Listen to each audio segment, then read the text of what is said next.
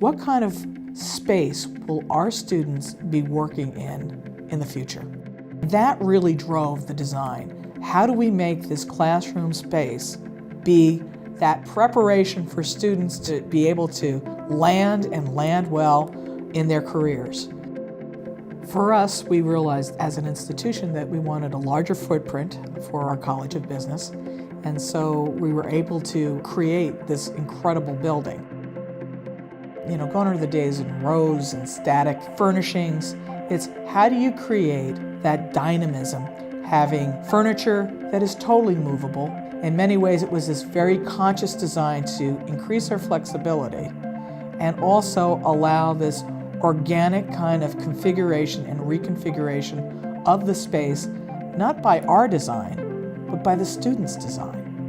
They are moving furniture around, they are reorganizing things, they're bringing in larger groups into smaller spaces than we thought they would. But that's the nice thing, with the flexibility of the building and how this space was set up, we're able to adjust things as time goes on. And working with Haworth, we're going to do post-occupancy surveys to figure out how the building's being used, what's working well, what's not working well, and then ultimately make some changes without a high cost to it.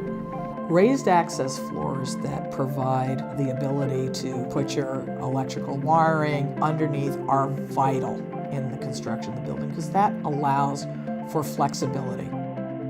The conversation with faculty on this space is a little different than maybe we'd had previously. We really had to get their full feedback and then take them out to spaces. So we took them out to Haworth and showed them similar size spaces, had them sit in the chairs, had them essentially play with the furniture a little bit and get comfortable with it. And we also provided them options at the end of the day, so they got to choose what their final layout was.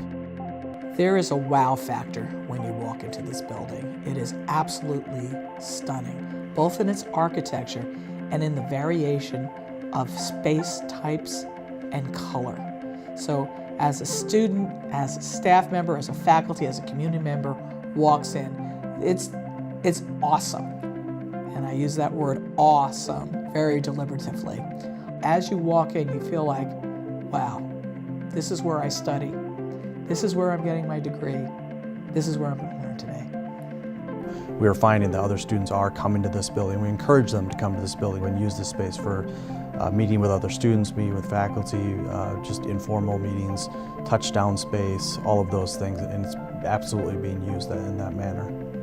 I think because of the organic design of this building, it's really spurred great momentum on campus as we're looking at reconfiguring what are relatively new buildings. People are seeing some of the architectural solutions, some of the furnishing solutions that we've placed in this building and are asking themselves, how do we put it in our other buildings? Because not only is it bright and beautiful and comfortable, but it is allowing the kinds of conversation, the types of communication, the kinds of learning experiences that we want our students to have. So there's been a lot of energy and a lot of kind of cross-fertilization, among colleges, among departments of how do we get more of the Donald W. Mayne College of Business into our own buildings.